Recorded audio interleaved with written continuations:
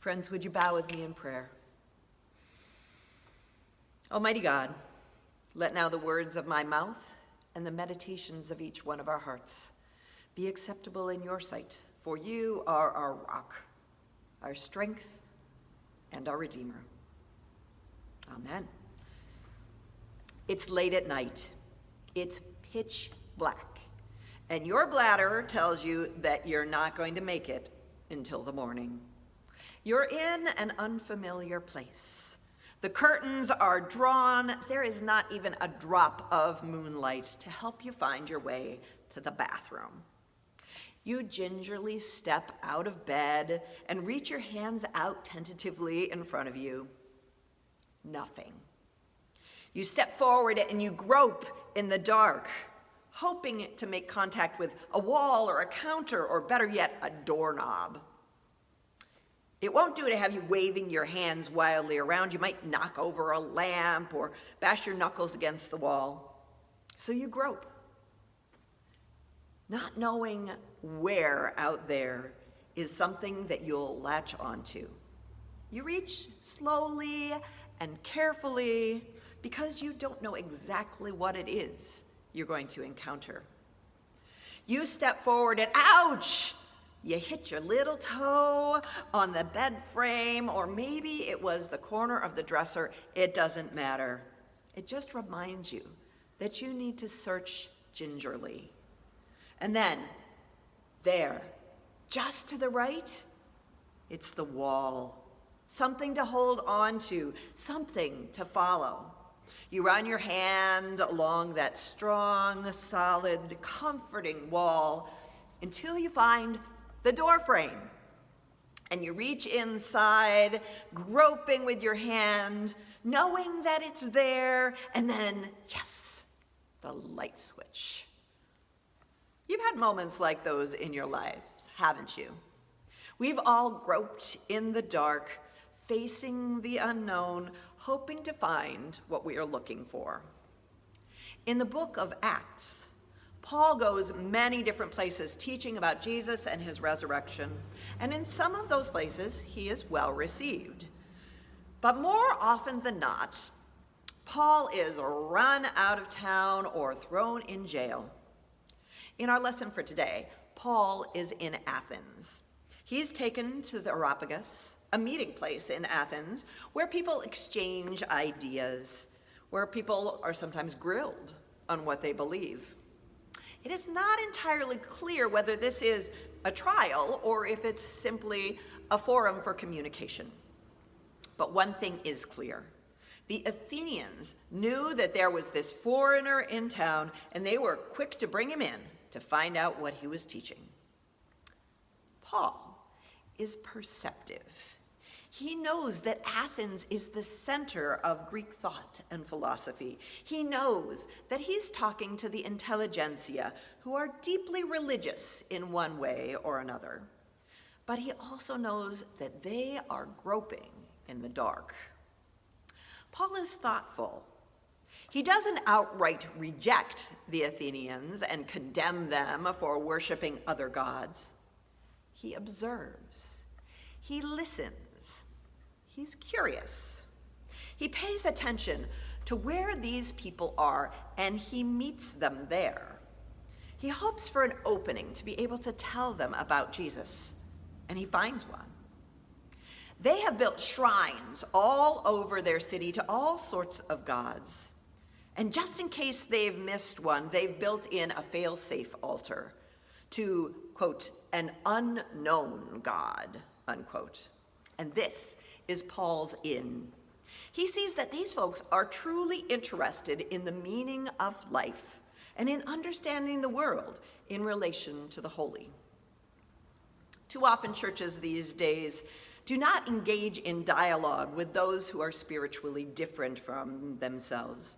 Too often churches simply condemn that which they do not understand. William Willimon suggests, quote, the church, rather than standing back from pagan religiosity and pointing fingers in righteous indignation, should, like Paul in Athens, minister to their searching, unquote. When I was on sabbatical in my first pastorate, Jay and I went to Guatemala with an organization called Witness for Peace. We were there to be a white Western presence in towns where the military would come in regularly and kill the peasants. If there were Americans who potentially could be caught in the crossfire or who could observe the violence, then the military would choose not to enter into that town and not to bring violence and death to the peasants. Just our presence protected people. We visited a number of communities on that trip, and we heard stories about people who had lost loved ones, people who had been disappeared. One of the villages that we visited had a Catholic church right in the center of the square. Many of the churches had statues of saints on the walls, and these saint statues were carved and painted beautifully, but the Guatemalan people, they dressed their saints with intricately embroidered fabrics as well, making the saints look a little bit more like them and honoring them with their best gifts. When we walked into the church in the center of town, we saw a statuette of Jesus riding a donkey, and tied lovingly around the donkey's neck and draped over Jesus' arm were ears of corn. The Mayan people had worshipped Hunahpu, the maize god, the god of corn, who was depicted as a young man responsible for the life cycle, the planting and the growing and the harvesting and the replanting of maize, the main crop in Guatemala. When Christianity was introduced and adopted by the Guatemalan peasants, they saw Jesus, the young man who was killed and rose from the dead, as the one who embodied the life cycle. Jesus' life, death, and resurrection made sense to these people who had tried to connect with the Holy One by worshiping Hunahpu, the god of the corn. Paul was also making this kind of a connection with the Athenians. That's what he was really hoping to do. He wanted them to see Jesus so that they would find the answers to their questions. The unknown God that they searched for had been made known in this world in the person of Jesus, and Paul had come to teach them about Jesus. Marcus Borg suggests that our God is all-encompassing. Instead of rejecting people's faith and throwing out anything that is not what we brought with us, perhaps we should, as Christians, remember that our God is expansive. Borg writes, quote, "This concept imagines God as the encompassing spirit to whom everything that is. The universe is not separate from God, but in God," unquote. Paul puts it this way: "For in him we live and move and have our being," unquote. Theologian Paul Tillich made famous the idea that God is the ground of being. God encompasses and yet is beyond existence. God is the power of being itself. God is the source of all things. When we grope for God, we are reaching out to that which is already surrounding us and filling us. God is there. We just need to reach out and find and connect with the Holy One. Reverend John Boyle describes his most powerful memory of searching. He tells this true story, which is, quote, "A frightening experience I had as a young man in a foreign land facing possible death. It occurred during World War II in France, not far from the border with Germany, on an extremely cold and pitch black night in early March 1944. I was a combat infantryman, and our unit was dug into the side of the hill of a wooded hill. The enemy had infiltrated our lines and bayoneted rather than shot some of our people on guard duty so as not to be detected as easily. Consequently, the order came down for us to evacuate the area and to move to a new position several hundred yards away from the hill that we were on. We were to secure our gear so as to eliminate noise and to move out in single file down the hill over very uneven terrain.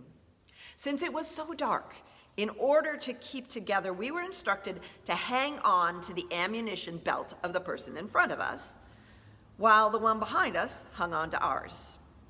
We moved silently, not uttering a sound, like a line of circus elephants walking single file, hanging on to one another. We had only gone a few yards when suddenly I stepped in a depression in the ground and lost my footing, and though I did not fall, I did lose my grip on the man in front of me and caused the man behind me to lose his grip. In panic, I realized that I was cut off from those around me.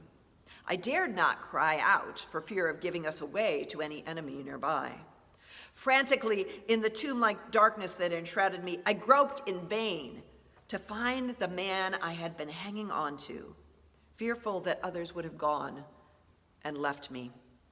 Suddenly, a hand grasped my shoulder tight, and another was clasped around my mouth to keep me from crying out. I was sure it was the enemy, and that I would soon feel the cold steel of the sharpness of a bayonet that would put an end to my life. Then the whispered voice in my ear let me know that I had been grasped by the man who had been behind me, who had lost his hold on me. He too had been groping, reaching out, seeking once more to connect with me, and he had found me. Hanging on to each other, we soon caught up to the column of men ahead of us and reconnected with them, unquote. We all know what it's like to be in that moment of disconnect, when we feel alone and without direction. In those moments, we are groping for God, reaching out, needing, hoping, praying to connect with the ground of our being. The gospel lesson puts it in this way, quote, "In a little while the world will no longer see me, but you will see me. Because I live in you, you will also live. On that day you will know that I am in the Father, and you in me, and I in you," unquote. To the Athenians, Paul speaks about God as that connective link. It is God who ties all of these things together. God in Jesus embodies all of those other gods. There is no longer need for any shrines or pantheons of God, those that they've worked so hard to build altars to, because the one who was formerly unknown to them, our God, is an all-encompassing God. God is the ground of all being. God is the one who holds us and who holds the world together. When we grope for God, we're searching for a part of ourselves that already exists. We're trying to find that piece within us that seems to be missing. There is, in each of us, a God-shaped hole that only God can fill. When we grope for God, when we ask deep theological questions, when we reach out for support in times of crisis, when we feel ourselves falling and reaching out to grab a hand, it is the hand of God who comes to us. It might be in the form of a friend or a stranger who catches us, or it may be a feeling of the presence of the Holy One that we cannot explain. As we spend time in social isolation, most of us have far more time for contemplation and for prayer. We have time to rage at God about this virus and the ravages that it has brought to our lives, and also to lift up to God the irresponsible and dangerous behavior of others that can bring such devastation. Groping for God can be an act of frustration or anger, but it can also be an act of intentionality and thankfulness and awe. During this stay-at-home time, we're invited to take time to contemplate the joys of slowing down. We can appreciate the daily growth of the leaves, and then the bud, and then the petals of a tulip. We can search for and find God as we watch a pair of bluebirds in flight. We can walk with God through the woods, marveling at the mosses and the budding bushes and the trees. We can even grope for God in our dreams, allowing our subconscious selves permission to reach out in darkness as we hope to connect with the Holy One. This is a time to discover the presence of God in the vastness of the multiverse and to be amazed that God is everywhere in all things. And also to feel profoundly that God is so close to us that we are enfolded and hugged and embraced by the one for whom we grope, the one who brings us grace and hope. God is as far away as you can possibly imagine and as close as our heartbeat as we grope for God. Let us not just search for answers, but let us allow ourselves the freedom to encounter the ground of being with no expectations at all. God is waiting. God is here. Let your souls reach out to connect with the God in whom we live and move and have our being. Alleluia. Amen.